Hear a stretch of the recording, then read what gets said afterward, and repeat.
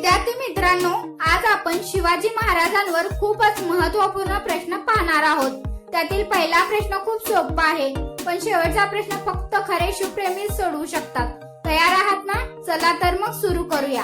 आजचा पहिला प्रश्न आहे, शिवप्रताप दिन कधी साजरा केला जातो?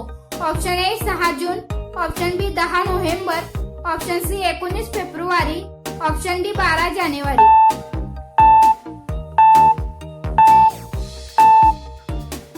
या प्रश्नाचे उत्तर आहे ऑप्शन बी 10 नोव्हेंबर।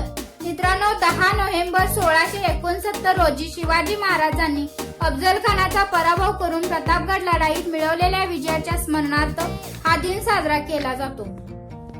प्रश्न दुसरा, छत्रपती शिवाजी महाराजांचे वकील कोण होते? Option A Moropant Pingale, option B Niraji Raoji, option C Tanaji Malusare, option D Ramchandrapant Amatya.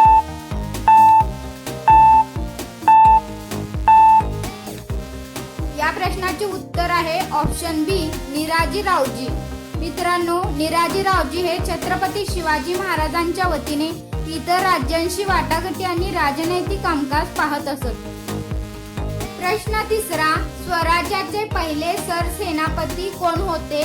Option A Tanaji Malusare, option B Prataprao Gujar, option C Mankoji Dahatonde, option D Netaji Palkar.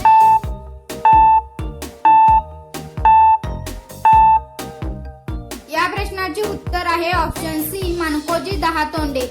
मित्रांनो, माणकोजी दहातोंडे यांनी स्वराज्याच्या सुरुवातीच्या काळात शिवाजी महाराजांच्या सैन्याचे नेतृत्व केले होते।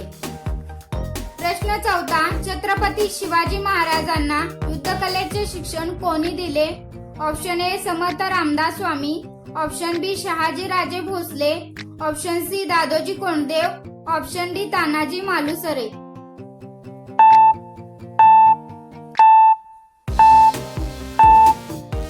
या प्रश्नाचे उत्तर आहे ऑप्शन सी दादोजी कोंडदेव। मित्रांनो, शिवाजी महाराज लहान असताना दादोजी कोंडदेव यांनी त्यांना घोडेस्वारी, शस्त्रविद्या आणि युद्धकलेचे प्राथमिक शिक्षण दिले। तसेच मनात शिस्त, पराक्रम आणि स्वराज्याची जिद्द रुजवली होती। प्रश्न पाचवा, छत्रपती शिवाजी महाराजांची राजमुद्रा कोणी लिहिली? Option A Samarth Ramdas Swami, option B Gaga Bhatt, option C Shahaji Raje Bhosale, option D Moropant Pingale.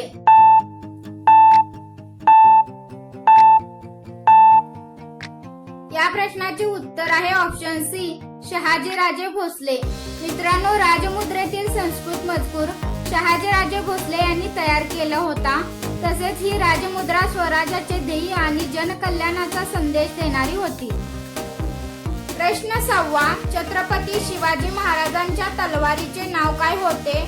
Option A Bhavani तलवार, ऑप्शन बी विजया तलवार, ऑप्शन सी सुदर्शन तलवार, ऑप्शन डी रणजित तलवार।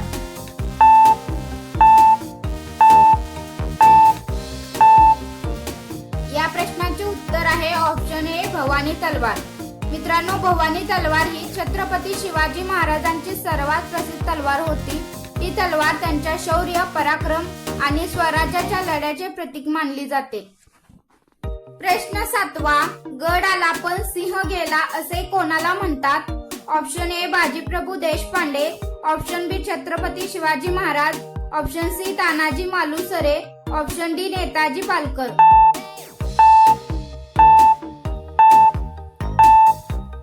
या प्रश्नाचे उत्तर आहे ऑप्शन सी तानाजी मालुसरे। मित्रांनो, सिंहगड जिंकताना तानाजी मालुसरे हे वीरमरण पावले। त्यांच्या शौर्यामुळे त्यांना सिंह म्हटले जाते, म्हणून गड आला पण सिंह गेला हे त्यांच्याशी संबंधित प्रसिद्ध वाक्य आहे। प्रश्न आठवा, छत्रपती शिवाजी महाराजांनी किती किल्ले जिंकले होते? Option A 100, option B 200, option C 300 पेक्षा अधिक, ऑप्शन डी 500।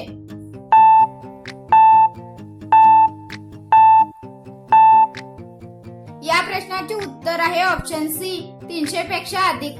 मित्रांनो, शिवाजी महाराजांनी आपल्या पराक्रमाने 300 पेक्षा अधिक किल्ले जिंकले व स्वराज्यात सामील केले। किल्ल्यामुळे स्वराज्याची संरक्षण व्यवस्था अधिक मजबूत झाली होती। प्रश्न 9, छत्रपती शिवाजी महाराजांनी स्वराज्याची शपथ कुठे घेतली होती? Option A Raigad, option B Pratapgad, option C Raireshwar मंदिर, ऑप्शन डी तोरणा किल्ला.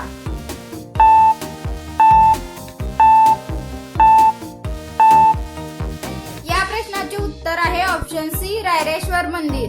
मित्रांनो, वयाच्या 16व्या वर्षी महाराजांनी शपथ घेतली होती. या शपथेतून हिंदवी स्वराज्याच्या उभारणीची सुरुवात झाली होती. प्रश्न 10वा. छत्रपती शिवाजी महाराजांची शेवटची लढाई कोणती होती? ऑप्शन ए प्रतापगडची लढाई, ऑप्शन बी सिंहगडची लढाई, ऑप्शन सी जालना मोहीम, ऑप्शन डी पावनखिंडीची लढाई.